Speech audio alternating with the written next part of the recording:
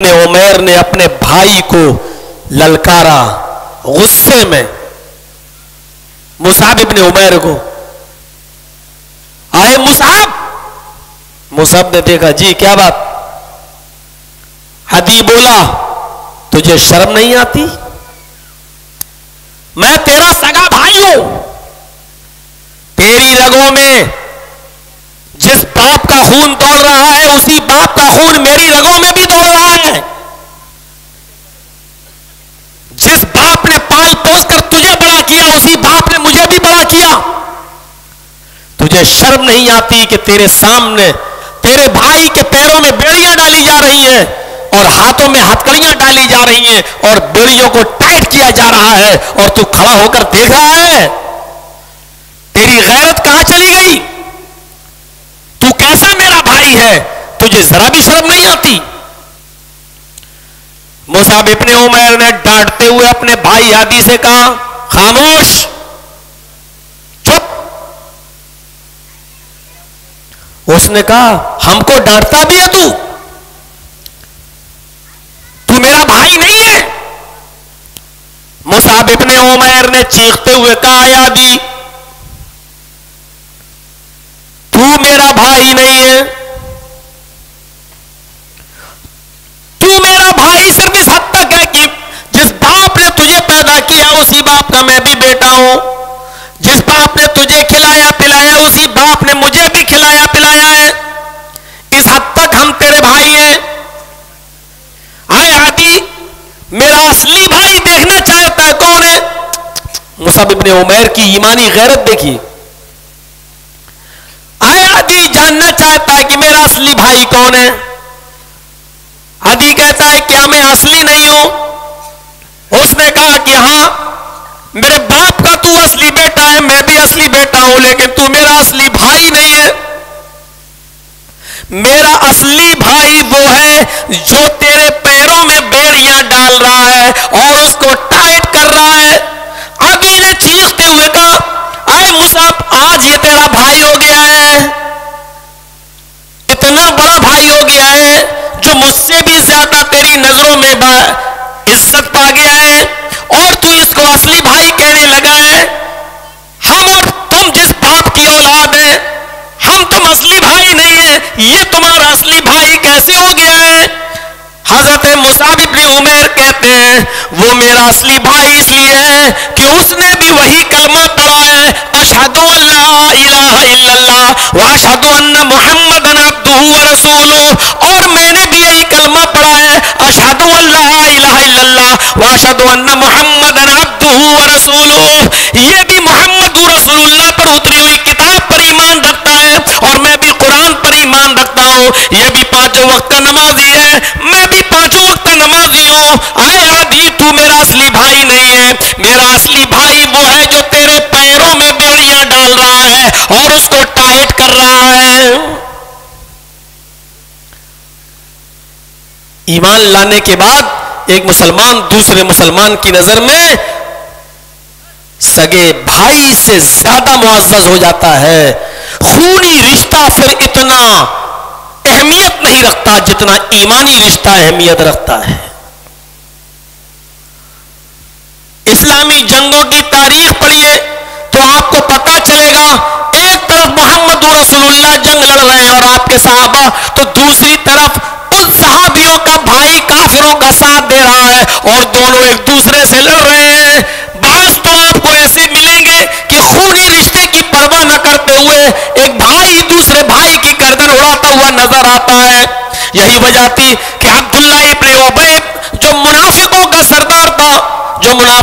سردار تھا عبداللہ ابن ابی کا بیٹا جب اپنے باپ کو بھاگتا ہوا دیکھتا ہے، بھاگ رہا اور مکے کی طرف جانا چاہتا ہے، تو عبداللہ ابن ابی نے اپنی تلوار اپنے باپ کی گردن پر رکھ دی اور کہا میں تمہیں مکے میں نہیں جانے دوں گا جب تک کہ تمہارے بارے میں محمد رسول اللہ فیصلہ نہ کر دیں.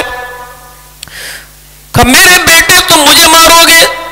ہاں مار دوں گا اگر تم مکے کی طرف جاؤ گے، رک جاؤ یہیں پر، اللہ کے نبی پیچھے پیچھے آ رہے ہیں جب تک وہ تمہارے بارے میں فیصلہ نہ کر دیں.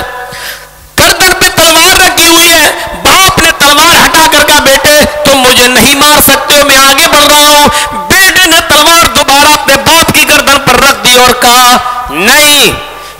غلطی مت کرنا، میں محمد پر ایمان لا چکا ہوں، اگر ایک قدم بھی آگے بڑھا دیا تو محمد کے رب کی قسم کھا کے کہتا ہوں کہ میری تلوار آپ کی گردن پر چل جائے گی۔ محمد کے ماننے والے جو کہتے وہ کر کے دکھا دیتے ہیں، میں اللہ کی قسم کھا کے کہتا ہوں کہ میں اپنی تلوار سے آپ کی گردن اڑا دوں گا۔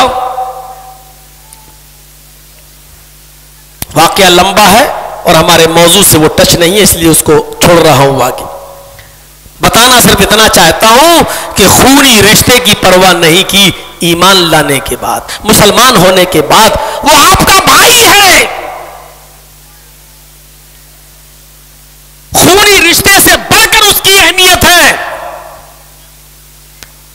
آپ اس کو اس پوزیشن میں چھوڑ نہیں سکتے ہیں۔ انما المؤمنون اخوہ کہا ہے، ایک مومن دوسرے مومن کا بھائی ہے، آپ اس کو اس پوزیشن میں چھوڑ نہیں سکتے ہیں۔ اگر وہ تنگ دست ہے تو مال و دولت سے اس کی تنگ دستی کو دور کریے، اگر وہ کنگال ہے اور کھانے پینے کا پیسہ اس کے پاس نہیں ہے تو آپ اس کو کھانا اور پانی آپ دیں گے، اور اگر آپ کا پڑوسی ہے اور پڑوس کی حد 40 مکان تک رہتی ہے، یاد رکھیے گا پڑوس کی حد 40 مکان تک رہتی ہے، اللہ کے نبی نے فرمایا واللہ لا یومن، واللہ لا یومن، واللہ لا یومن، اللہ کی قسم وہ مومن نہیں، اللہ کی قسم وہ مومن نہیں، اللہ کی قسم وہ مومن نہیں۔ کون؟ جو خود کھانا پیٹ بھر کے کھا لے اور اس کا پڑوسی بھوکا سو جائے، اس کا پڑوسی بھوکا، اور یہاں تو مسلمان کی بات کر رہے ہو، پڑوسی میں مسلمان کا لفظ بھی نہیں کہا، آپ کا پڑوسی چاہے غیر مسلم ہو، ہندو ہو، سکھ ہو، عیسائی ہو، جینی ہو، بدھسٹ ہو، کوئی بھی ہو، اگر وہ بھی بھوکا ہے اور آپ پیٹ بھر کے کھانا کھا کے سو گئے اور اس کے گھر میں چولہا نہیں جلا تو آپ مومن نہیں، یہ اللہ کے رسول صلی اللہ علیہ وسلم نے فرمایا ہے۔ تو جب غیروں کے ساتھ یہ سلوک تو اپنوں کے ساتھ سلوک کیا ہوگا؟ عدی ابن عمیر کے اس واقعے سے آپ ذرا اندازہ لگا سکتے ہیں۔ غور کریے، آپ سفر میں 1-2 گھنٹے 5 گھنٹے 24 گھنٹے کے سفر میں اتنی دوستی ہو سکتی ہے، ایک دوسرے کی جان و مال کا محافظ ہو سکتا ہے، تو ایمانی رشتے کی پھر ویلو ہے کہ معاشرے میں اس کی جان و مال کی حفاظت کی ذمہ داری آپ کے اوپر عائد ہوتی ہے۔ اور آگے بڑھیے میرے پیارے ساتھیوں، دور یاد کیجیے جب کافروں نے مکہ میں اللہ کے رسول کو اور صحابہ کو مجبور کر دیا، جب مکے میں نہیں رہنے دیا، نبی اکرم نے صحابہ کو مکہ چھوڑ کر مدینہ ہجرت کرنے کی اجازت دے دی۔ جب صحابہ مکے سے مدینہ کی طرف روانہ ہوتے ہیں اور مدینے میں جن لوگوں نے اسلام قبول کر لیا، جب انہوں نے مکے سے آنے والے مہاجروں کو دیکھا تو انہوں نے اپنے دل کے سارے دروازے کھول دیے۔ کیوں؟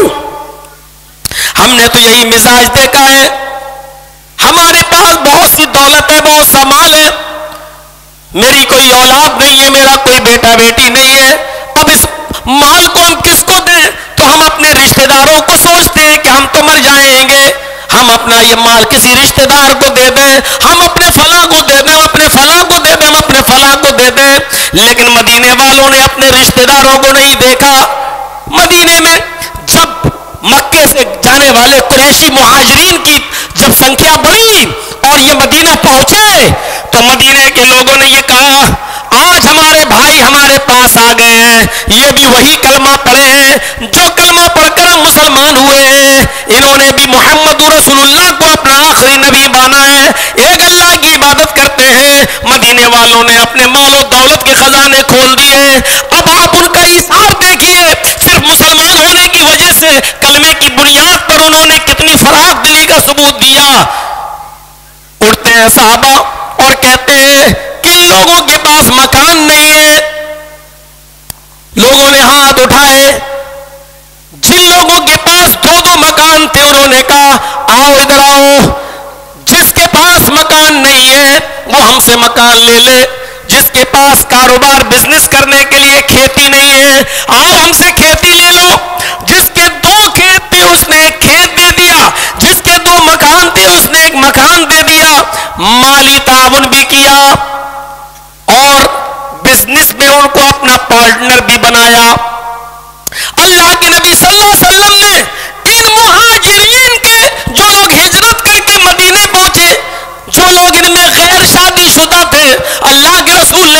کی انصار کی بیٹیوں سے ان کے ساتھ نکاح بھی کرایا.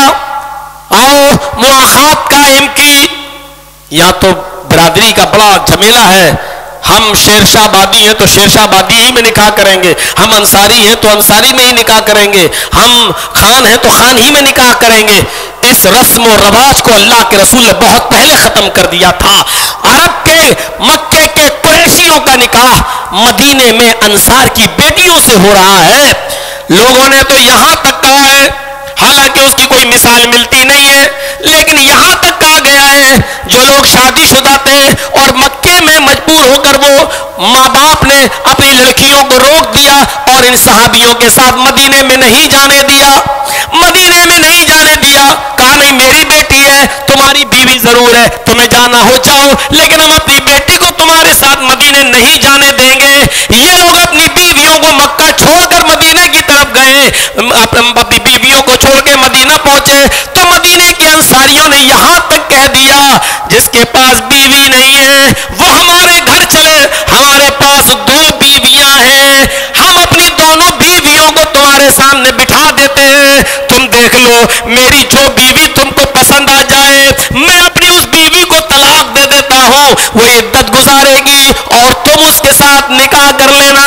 لیکن عرب کے مہاجرین نے, مکے کے مہاجرین نے ان کی اس پیشکش کو قبول نہیں کیا. تم